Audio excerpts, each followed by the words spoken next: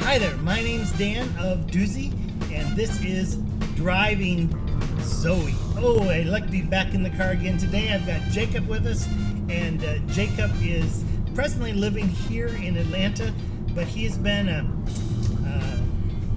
catalyst for truth, let's say, in England and in the Middle East. And we were just talking a little bit about community. So today we're looking at community as we drive Zoe. So welcome to the car. Thank you. Jacob, tell me a little bit about community and how that affects your life.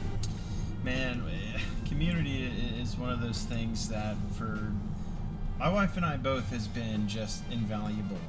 It's one of the hardest things to or it can be one of the hardest things to attain, I think, because it does require work, but I think it makes the quality of life so much richer because we weren't made to do life alone, whether it was small groups at church or whether it was kind of more informal, hey, getting a few guys together and going and getting coffee or whatever, intentional.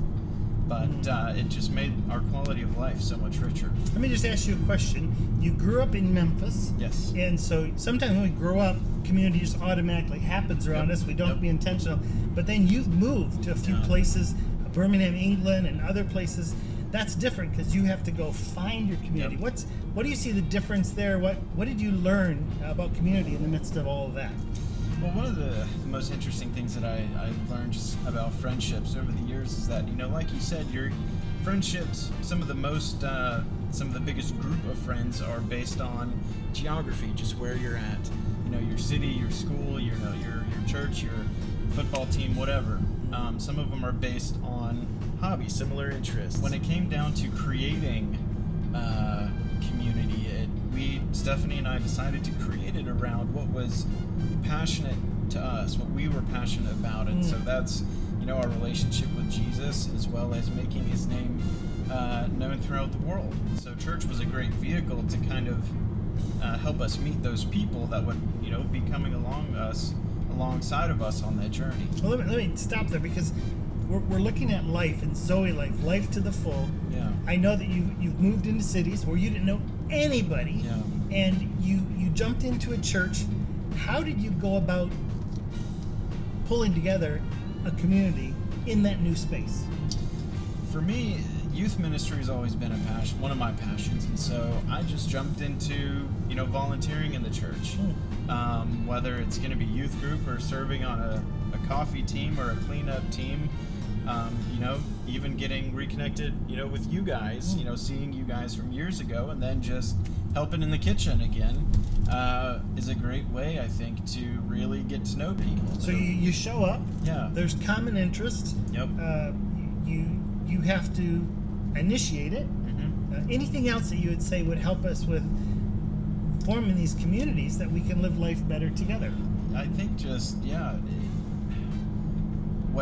I don't know what the secret is for getting to a point. For me, I think it was just desperation and realizing that I didn't have time or energy to put on a facade about who I am or who I want people to think I am, and just being genuine. So what would you say is we live in a culture, even around the world, of much more independence, protecting self, putting down a mask. Yeah. What would your one advice be for people that they want to live life, but they've sort of isolated themselves in?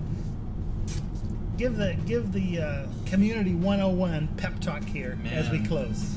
I would say one of the most effective things that I ever prayed for myself, and again, it's one of those things where sometimes you really got to be careful what you pray for. But I actually prayed for humility.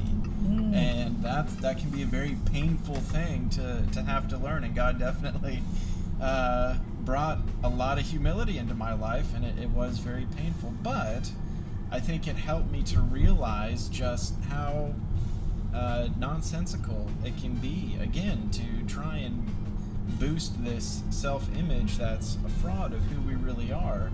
And it took getting humbled to realize that why am I doing this? God created me the way that he made me because that's how he wanted to do it. And And there's beauty in that, and there's beauty in that in all of us. We just have to be open to accepting that. That's good. That's good. I think one of the heart needs for many people is to belong. Yeah. And I think this conversation, especially some of the things you've said, have helped people maybe think, how do I belong? How do I develop that? So thanks a lot, Jacob. Absolutely. Thank you. And may your coming back into Georgia, actually not coming back, this is your first time here. Yeah. May you be blessed with community that surrounds you. Thank you. You, your wife, and your twin girls. That's right. May you belong. Thank you. All right. Thank you. Talk to you later. Goodbye.